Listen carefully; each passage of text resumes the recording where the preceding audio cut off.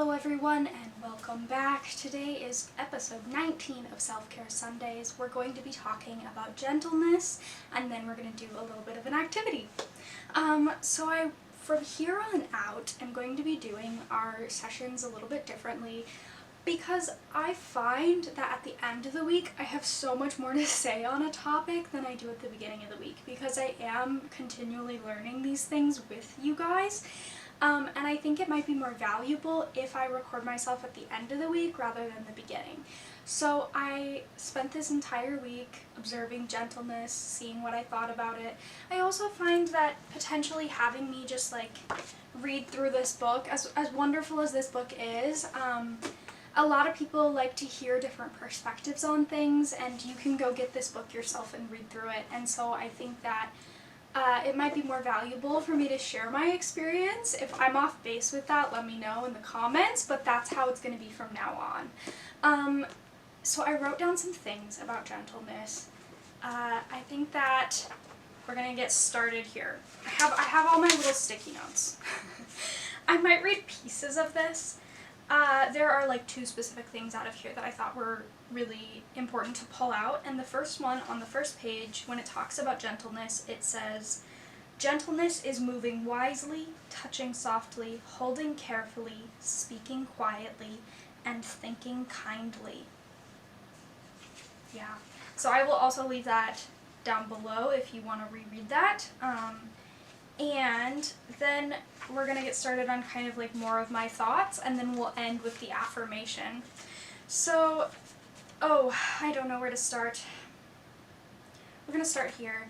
So when I was thinking about gentleness, it often talks about like specific examples of things in this book, and I think that specific examples are great. However, it's hard to pull out a specific definition of these virtues because they're a little bit nebulous and because they're a little bit unique in some ways. So what I have written down is that gentleness allows us to keep things whole and stable. Yeah, I'm going to read it again. Gentleness allows us to keep things whole and stable. So I have a couple different examples. Objects, relationships, feelings, thoughts, and people.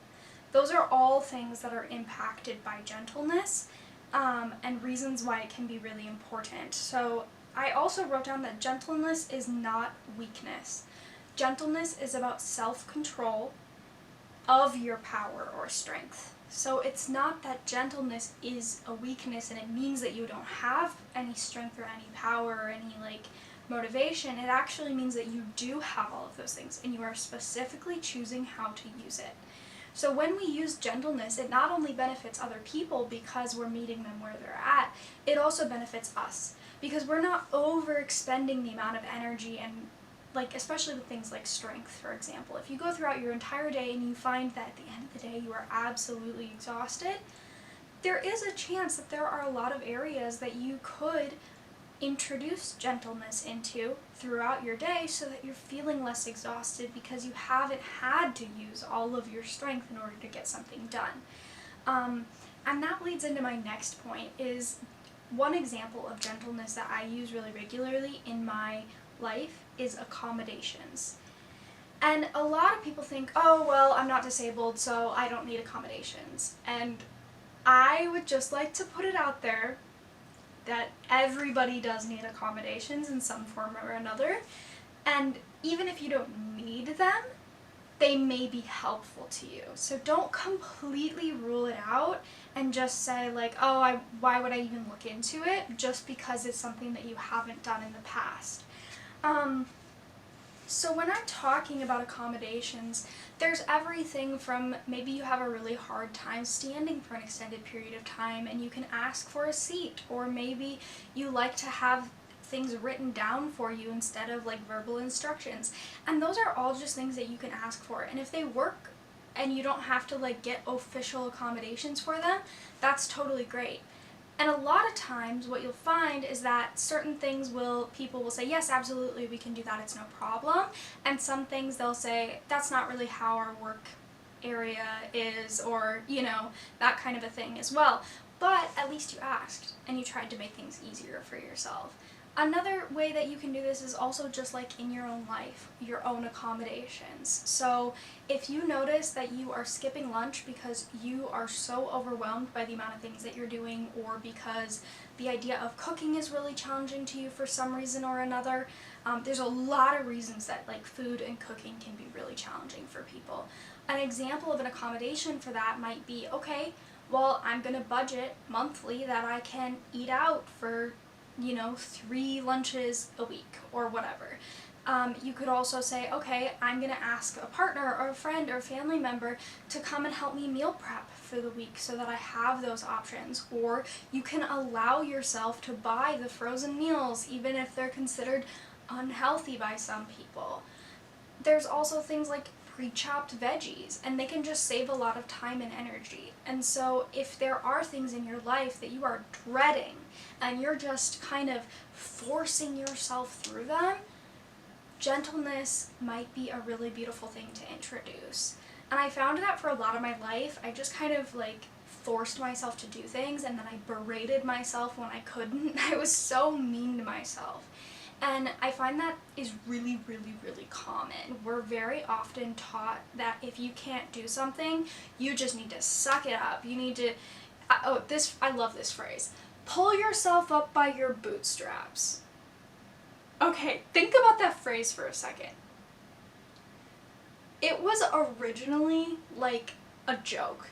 It was originally like a statement that was, you literally can't do that, because if you do that, if you pull yourself up by your boots, you're gonna like flip over completely and fall on your face, and it's just so silly. And so it was this idea that like, if you just like make yourself do it, then it's gonna be a mess.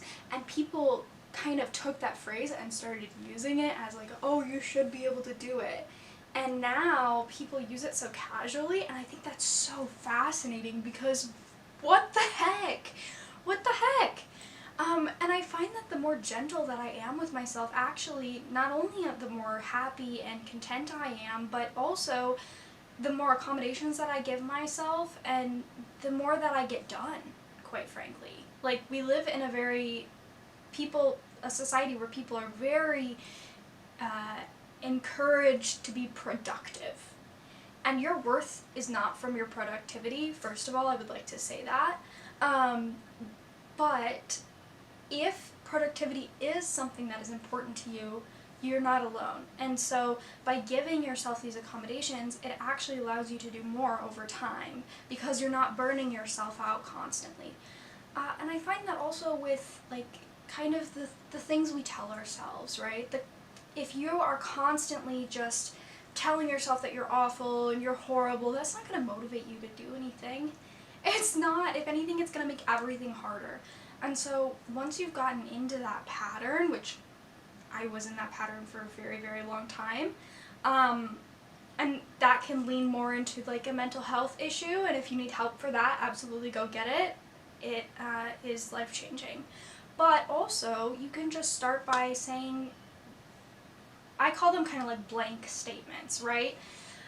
So if you find that every time that you do something wrong, maybe let's say you spill water on the ground, right? And you're like, oh my gosh, I'm so useless. I can't do anything, like I can't even carry a cup of water to the table.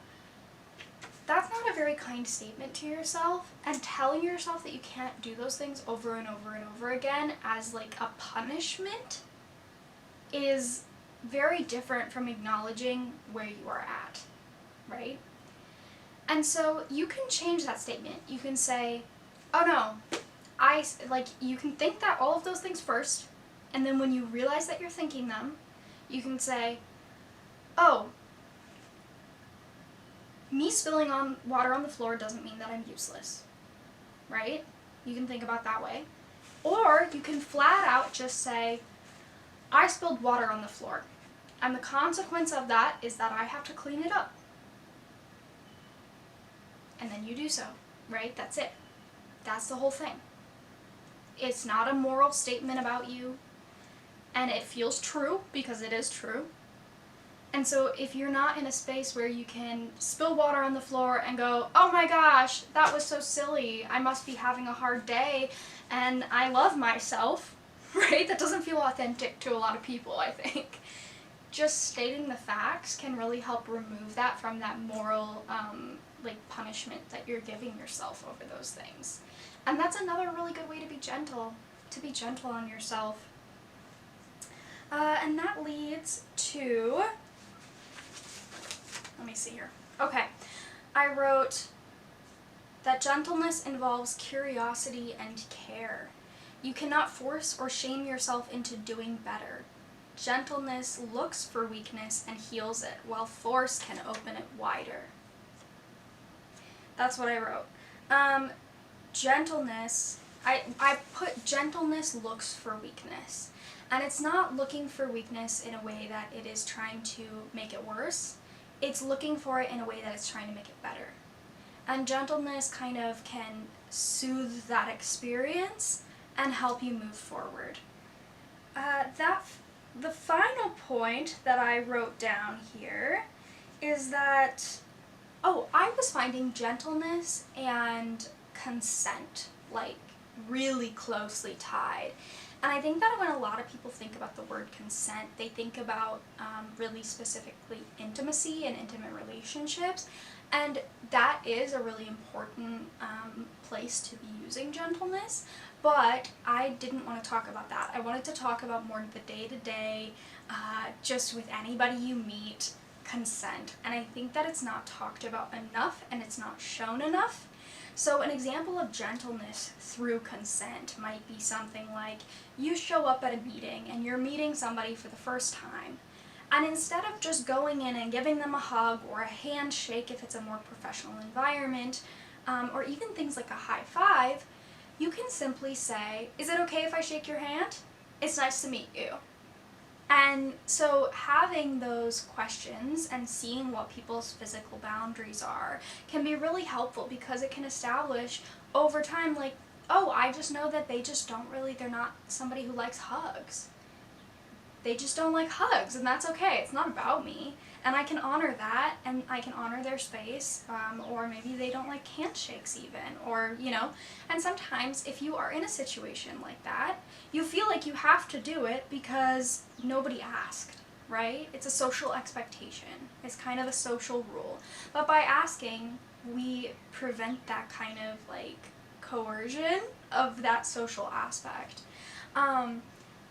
And it goes beyond that. It can also go into conversation. So there can be things like, I know somebody's grandmother passed away last year and they were very, very close. And the conversation comes up where people are talking about their grandparents and the one person is kind of, staying quiet or looking like they're uncomfortable. And you could simply switch the conversation. Or you can flat out ask them, you can say, hey, I really need to go get a glass of water. Can you come with me? And get them out of that situation. That's another example of gentleness. Or you can ask them if they're okay talking about a topic. If you are in doubt, it's okay just to ask. I know it's not very common. We like to assume a lot of things and just do a lot of things in our social circles, but it's okay to ask things. So you can say, I know that your pet passed away last week and I was just wondering, are you okay talking about it and keeping this conversation, or should we switch directions, right? So that's another really big example that I find would be really useful. Something else that I have found is providing opportunities for clear communication. So if you're hanging out with somebody and you haven't hung out with them very much before, another really great example of consent is saying, hey, I just wanted to check in and see how your social battery is doing. Do you want to keep hanging out, or should we pick this up another time? It's that simple. And then the person doesn't feel like they have to make an excuse to leave, or, any of those things, or you're not accidentally forcing somebody to hang out with you, because oftentimes we don't realize that we are kind of pushing down how we're feeling until somebody asks. So finding opportunities for that consent can be a really beautiful way of practicing gentleness, and I was working on that this week. So that's my thoughts about gentleness. If you had any experiences with gentleness, come back and give this video a comment. I always love to hear about them. I am going to now read the affirmation, and then we'll move on to our little activity. Our affirmation for this week. I am gentle. I think, speak, and act with gentleness. I shall care for people and for everything that I touch. Yeah. Okay. Thank you for practicing gentleness with me. Alright, now we're going to move on to a meditation portion. Today we're going to be doing a guided imagery meditation, and I was thinking about libraries, so that's where we're going to go today. I ask that you find a comfortable place to sit or lay down, ideally sitting so you don't fall asleep, but whatever works for you and is comfortable for you, go for it. Once you've found that spot, I'd like you to just take a second, feel the contact beneath your feet or your thighs, wherever you're sitting. Feel that contact with the chair you're on or the floor. Maybe you feel it on your back as well. And just take a second. Notice what kinds of contact you're having. Are you sitting on fabric or plastic? Maybe you're outside and you're sitting on grass. Just notice. What does that feel like?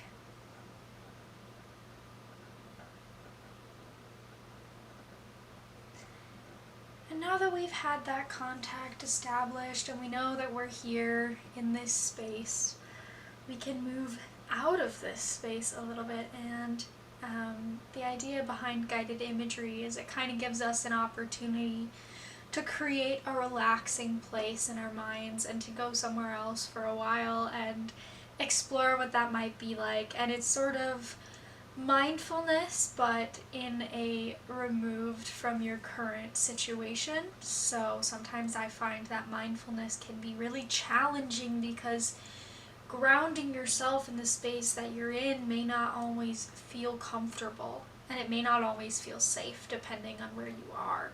But if you give yourself the opportunity to find a new space that is comfortable and is safe, even if that's just in your mind, and experience those sensations of calm and peace and connection to your environment, it's doing a very, very similar thing, if not the same thing, to traditional mindfulness practices. So that's why I always start with just seeing where we're at, and then we move into a different space. So now that we've seen where we were at and we understand kind of why we're doing this, we're going to move on to the meditation. So I'd like you to close your eyes, and I want you to think about a library. This could be your local library. This could even be a bookstore. I just want you to think about some place that has hundreds and hundreds and hundreds of books. And as you walk through the doors, you might feel the air pressure change. You might feel a temperature change. And as you come into the library, you look around, you see hundreds of books. And I want you to take a deep breath and let it out. What does this area smell like?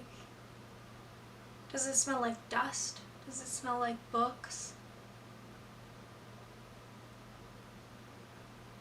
And then I want you to go and begin to walk towards a shelf of books. And once you get towards kind of an aisle or a shelf of books, go ahead and take a look at some of the books that are on the shelf. Is there anything else on the shelf with the books? Are there plants or maybe magazines or kits of some kind? What is on that shelf? And as you look at these books, take a look at the colors that are on the covers. Are the colors kind of dull because they're old, or are they bright and fresh and new? What is the writing like on the books? Is the ink black or gold?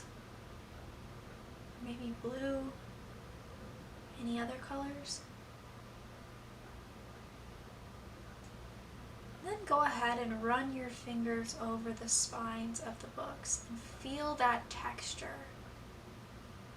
What is the texture of the books like? Is it plasticky? Is it fabric?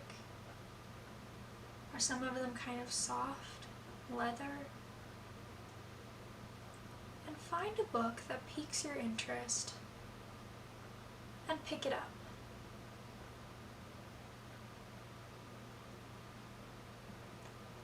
We're just going to take a moment here to look at that book, maybe see what it's about. Is it something that you're interested in? Maybe it's something you've never heard of before. Maybe it's even in a different language.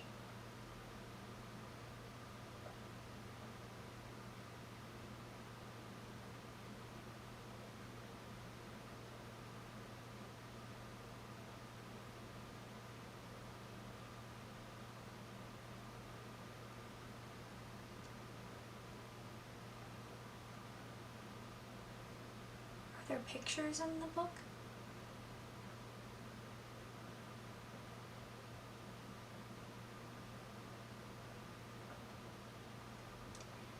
And if you haven't already, go ahead and flip through a little bit until you land on a page somewhere in that book.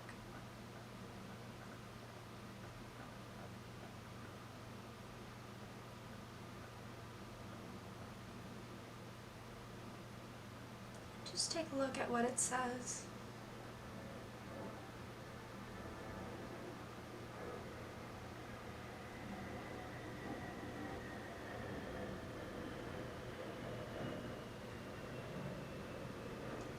And when you're ready, you can put that book back on the shelf.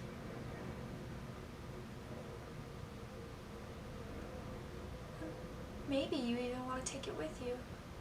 But go ahead and keep wandering around the area. See what else is in this space. Are there spots to sit and study or read? Are there more books? What is the carpet like? What is the lighting like?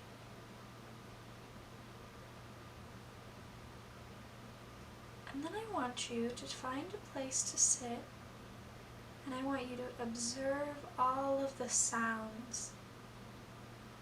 Do you hear pages turning, maybe people talking softly?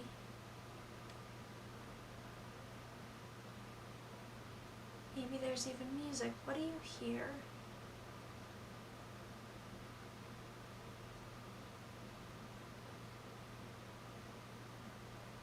And just as you are about to get up and go towards one of those noises, you realize that there is something under the table where you're sitting.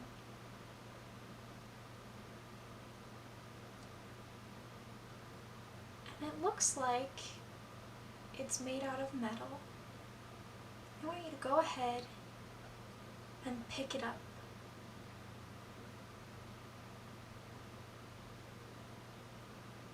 It looks like some kind of key.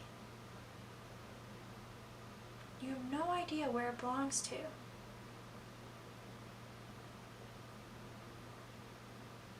I want you to take a look at the key. What does it look like?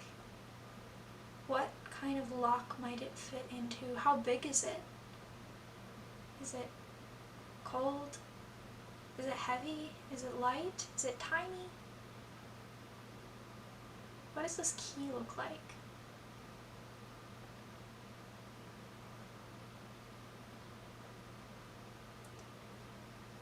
And this key looks like it hasn't been touched in a very long time. And now you have to know where it goes to. So go ahead and get up and walk around a little bit more and take a look and see if you could find anything that could possibly have the key fit into.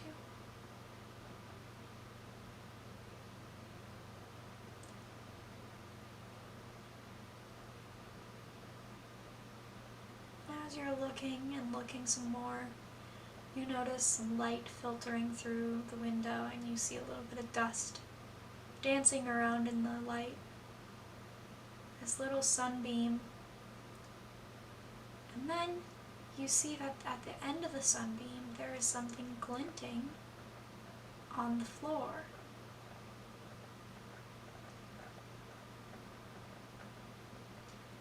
And if there's anything on top of this, you can move it. Maybe there's a chair, maybe there's a book. And then I want you to get down on the floor and feel the carpet with your hands and your knees. And then take a look at this little lock on the floor.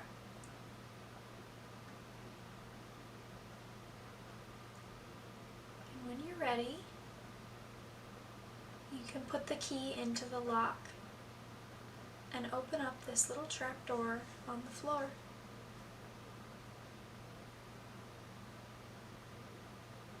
And there might be a difference in temperature, there might be a change in the air, or maybe it's a little bit muggy in there, but it's pretty dark, and you notice there's a ladder.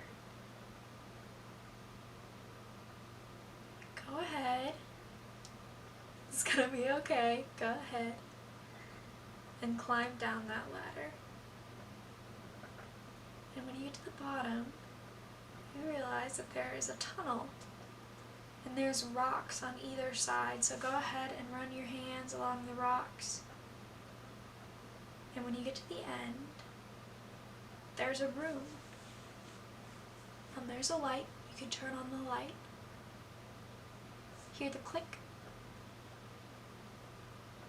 And you notice that there are several more books here, and one comfortable reading chair, and a rug on the floor. Go ahead and take a look at all these books and choose one and see what else is down here, and then go ahead and sit in that chair.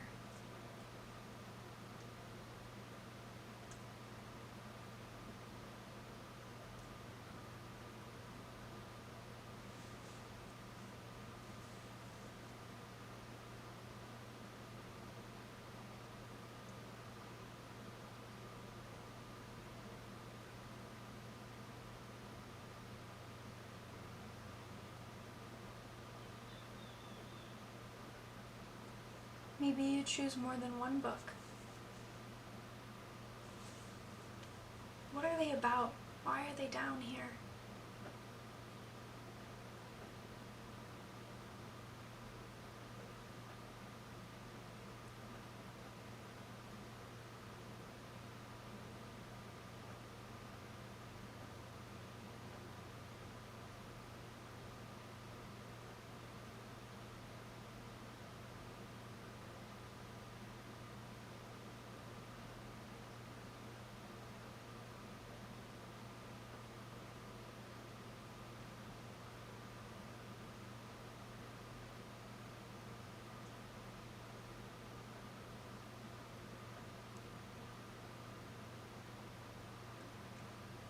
And once you've taken a look at a couple of books, you can either choose to add them to your pile and bring them with you. Maybe you have a bag, or you can put them back on the shelf.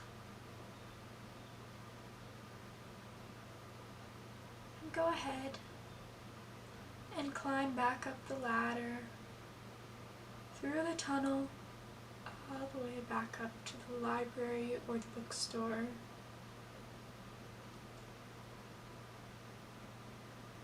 And as you climb out of the tunnel, to your surprise, not a single person has even noticed that you went down there. Go ahead and close the trapdoor. Is it heavy? Does it click into place? How does that feel? And you still have the key with you. And for a minute you think that maybe you should turn it in. And then you realize that if nobody even knew that was down there, that might be for a reason.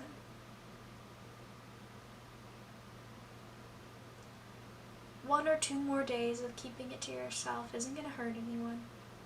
So you put the key in your pocket and feel the key in your pocket as you're walking. What kind of rhythm is happening as you're walking towards the front? Is the key hitting your thigh? Is your bag bouncing? Is your hair moving? What kind of rhythms are happening in your body as your feet hit the floor?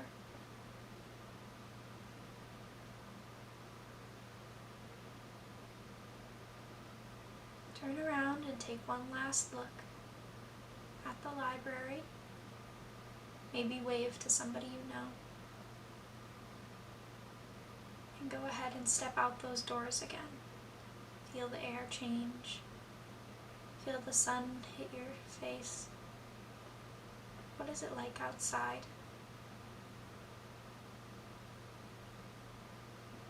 Are you going to tell anybody about what you found?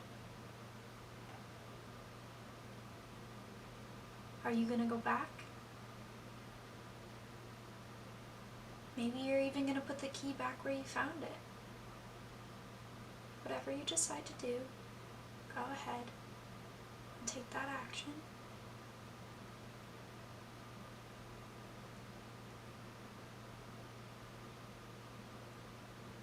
And when you're ready, we can return to where we're at right now. Feel the chair underneath you. Maybe you feel the fabric on your back or the plastic. Feel the floor under your feet. Go ahead and wiggle your fingers and toes if that feels good. Maybe if a yawn or a stretch comes, that's okay too. Maybe a deep breath. And you can open your eyes. Thank you so much for joining me today. I hope you have a lovely rest of your day.